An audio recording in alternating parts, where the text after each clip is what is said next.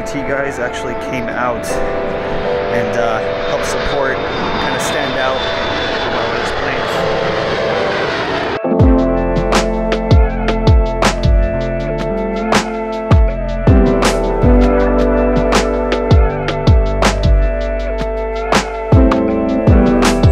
What's up guys, welcome back to another Evo build series video. It's honestly been like over a month and a half since I last posted an update, and I haven't had the car with me. As some of you guys know, I did just move, and the Evo is the only car that's still sitting at the old location where I used to be at. So we're gonna go out there right now, pick up the Evo, call a tow truck. I always have issues with tow trucks. We have to tow it out to Horns Collision out in Long Beach, California. They're the ones that are gonna be painting the engine bay with me. So I'm pretty excited, Evo. Anyways, I'm hoping for the best, trying to stay positive throughout the whole build series. There's been a lot of stuff going behind the scenes, honestly. Moving houses while you're doing a build this extensive is kind of a headache because I had to move a lot of the parts to the new house, and I just want to make sure I don't lose anything because we pretty much removed everything from the engine bay. To use the virtual assistant, press 1. Went ahead and called the tow truck. I did run into an issue as far as getting in here with the Evo. First of all, it's raining. The gate was closed. No one's here because my old roommate is actually going to be renting this place out, which is why I had to end up leaving. But I do miss this place very dearly. I had to manually take off the bar just to be able to get the gate open.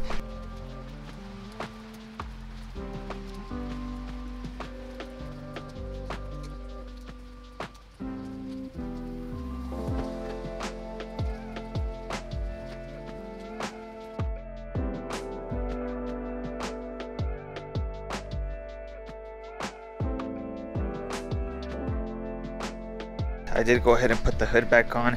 Marissa did tell me that AAA gives you a hard time if they see that it's a non-running car, so apparently if it's a shell. I just had really bad experiences with AAA as far as like the last 3 tows, with the VR4 being too low, the Eclipse being too low, and the Evo does sit high due to it not having an engine, and he pretty much has access to the tow hook there, so I shouldn't hear any complaints, but you never know, honestly, with tow trucks. It's just always best to have your own towing rig, trailer and truck to just move your cars around.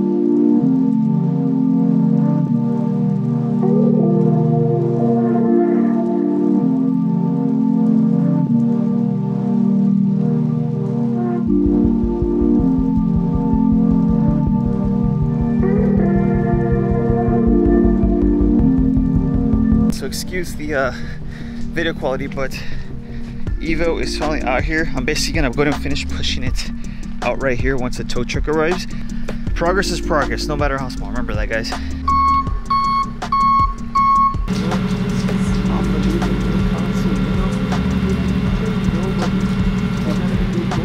We are not supposed to be towing the Evo because it has no engine or transmission.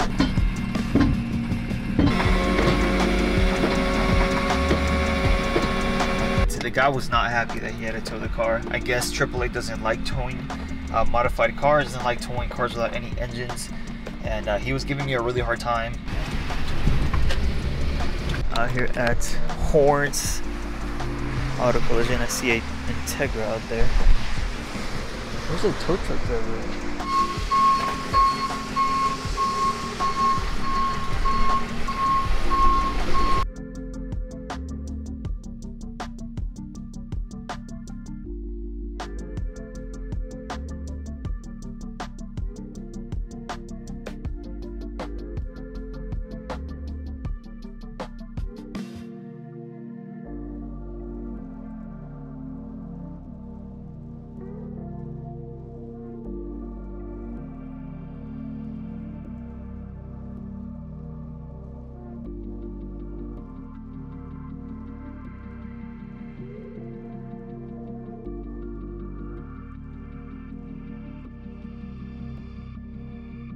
Whose Evo is this? This is ours.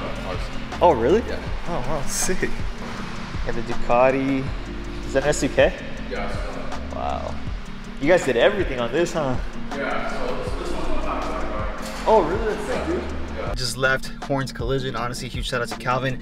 He was very helpful. He kind of showed me around the shop behind the scenes, and I'm very excited to team up with him as far as painting the Evo. So they were recommended over by my buddy Jeff's Evo, as some of you guys know him. He always comes here to him, so it's just always best to find shops that your fellow friends and enthusiasts kind of recommend, and that's just kind of the system I've always gone off. So I do plan on helping them out with some of their social media content as far as content goes and making videos. So that's honestly a really good way to also provide value as a YouTuber, as a filmmaker, as someone that kind of does video work and photography. If that helps them in any way or form, always ask first, and if they're down for that, that benefits both you and the shop as well. So as far as right now, it's currently raining. If it's still raining tomorrow, I'm not gonna go to the Cars and Coffee, but if it isn't raining, I'll probably take the DSM out.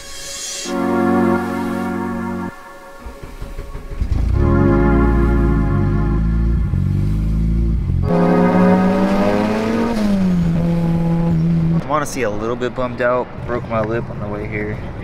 3000 GT guys actually came out and helped support, kind of stand out while I was playing. Leaving like every 2 minutes, it's crazy. Yeah, the 3S guys came out kind of to hang out, and it's kind of cool because it's just a bunch of Porsches and exotics up in here, so a lot of high-end cars that I'm going to be showing you guys right now. But of course, these are now considered classics in my opinion, and seeing these always add a nice variety to your Cars and Coffee. So, and also here we have the gurney flap. It didn't fly off the freeway. My visibility is honestly not conflicted because I look under the wing and my roll bar is actually blocking off the gurney flap, so either way I can't really see out of it from the top. So Anthony's VR4, also a 98 like mine. He went ahead and went with the 99 conversion. We'll be going with the combat wing on ours as well super soon. Looks slightly different. That looks pretty sick. We have another 3S that I've never seen before. Looks to be NA, but it's a 1G. So we got the pop-ups, and of course we got Alex with his midnight purple 1G. That's crazy. 305. Back in the day you had to Damn. What's it like to be in a lot of full of exotics? I feel poor. Right. I know you guys know what this is. Got an Evo. This thing's worth like $800,000. Jeez. Massive wing. The cars here are honestly insane. It's a whole nother level. Oh, I thought it was an Aston, but it's a Ferrari. What the heck? People have their own garages here, and they're able to kind of design it how they want, and they get to store their cars here. So it's literally a really beautiful man cave.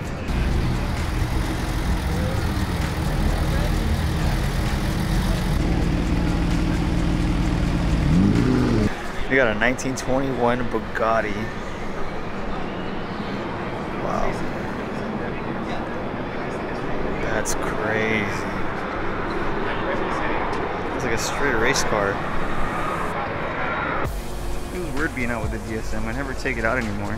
Alright, so we just made it back from the Cars and Coffee. I did want to go over a quick little life update because it's been freaking hectic as of recently, and I've been kind of trying to adapt to my new living situation. So we previously went out to pick up the Evo at my buddy's house because he basically rented out the house, therefore we could no longer be there. So I'm honestly very grateful for the time that I spent there. It really let me just focus on what I was doing as far as content creation goes. I was able to just wake up, go straight to the gym, come back, film a video, and then try to edit, and then try to grow this I guess this personal brand when it comes to YouTube.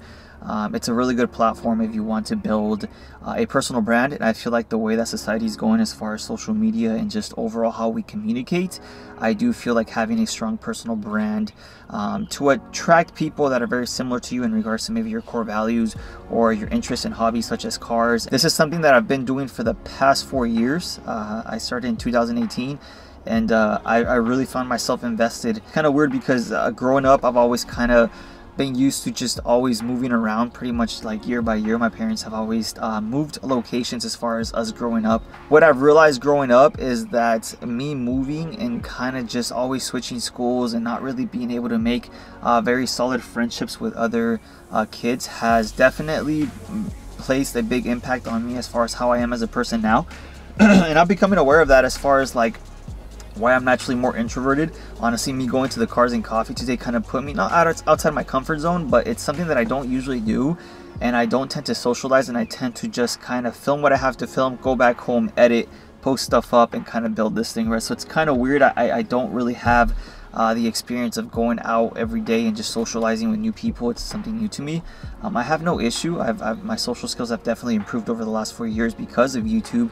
My video skills have improved as well, and my mechanical ability as far as being able to work on cars and being able to keep these specific Mitsubishis like the DSMs and the 3000 GTs alive. So it's not an easy task for all my DSMers and 3000 GT guys. We know that we are constantly working on these cars, and it's something that I've grown to get used to, especially considering that this Eclipse was actually my first car. So doing the swap, doing the all-wheel drive swap, just kind of learning as I went, and documenting was honestly one of the best things as far as opportunities for me. If you notice, like, your life is kind of happening in chapters, right? So you're at a certain place, or you're hanging out with certain people, and then next thing you know, you're no longer with them, and like there's a new set of people, and it's a new location, and it's something that I've kind of just realized, and especially seeing how like I kind of strayed away from like a lot of my car friends. Like as we're getting older, I'm starting to realize that a lot of people are just either selling their cars, or they're just not that into the automotive scene as much, so we don't really hang out.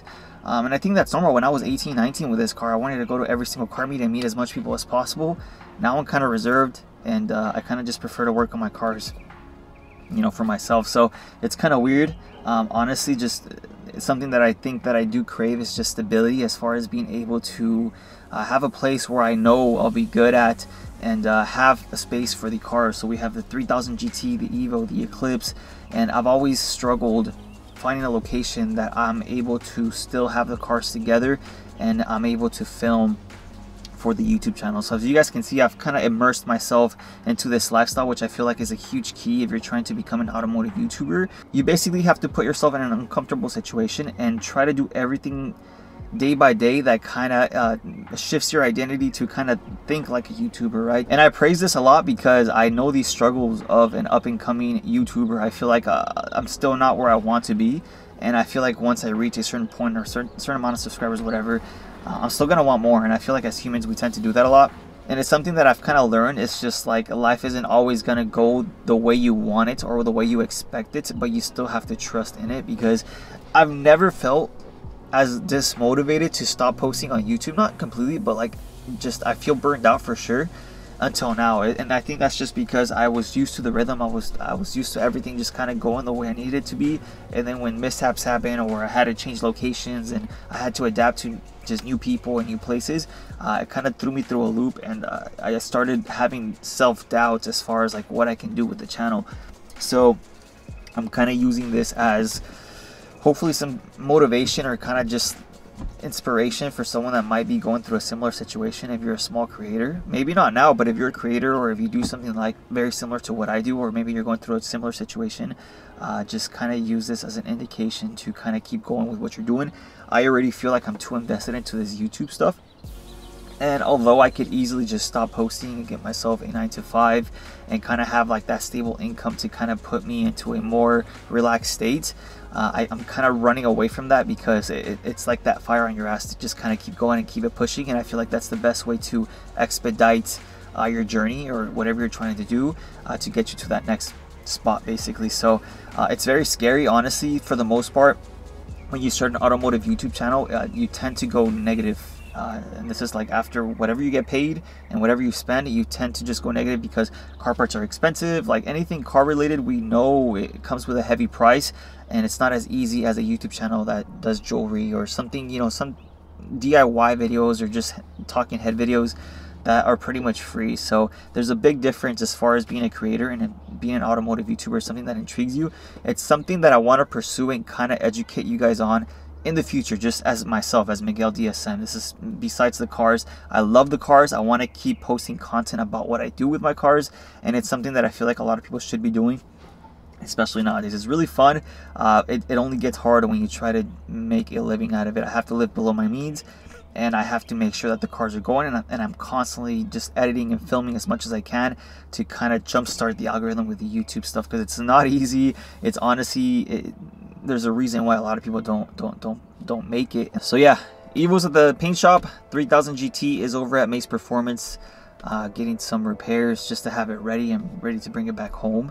The Eclipse, I've kind of refined it. I mean, there's not really much left to do on that car. Of course, I do want to redo everything and just make it super clean and proper one day. But based off my life circumstance right now, it's not smart to even touch the car. I could still take it out to shoots or take it out to events or cars and coffees like I did today.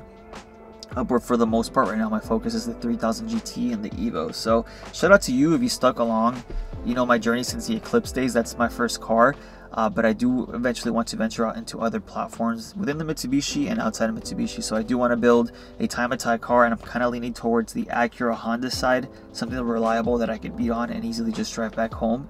And shout out to the guys that have been telling me that you guys have been loving the videos where I document other people's builds and their story. That's something that I want to keep doing. I kind of stopped doing these subscriber build battles just because I didn't really enjoy doing those. Even though I do like seeing your guys' cars, I would much rather go to someone individually, document their car and just document their story, because I feel like that has a much more deeper meaning versus a video where we're just talking about like, oh, I like your lip, I like your wheels. And I also wanted to ask if you guys wanted videos as far as like maybe putting a GoPro in the car and talking to it and just kind of, you know, talking about topics that we could go a little bit deeper on versus just a video where it's surface level and we're just talking about a specific fix or modification. Appreciate you guys even just going this far into the video. Honestly, you guys are the true G's, and this is something that I want to do, and it's something that is very scary. But yeah, I don't want to keep you guys here too long. I'm gonna go ahead and go home, get something to eat, and stay tuned for more videos coming soon. Huge shout out to Horns Auto Collision. I will be going in there next week or so, within the next 2 weeks, to start the sanding process with the Evo. So once that's done, we can bring it back, start putting everything back together super nice and tight, and get that forward facing turbo on there to take it to the dyno. So make sure you like, comment, subscribe, and I'll see you on next week's video.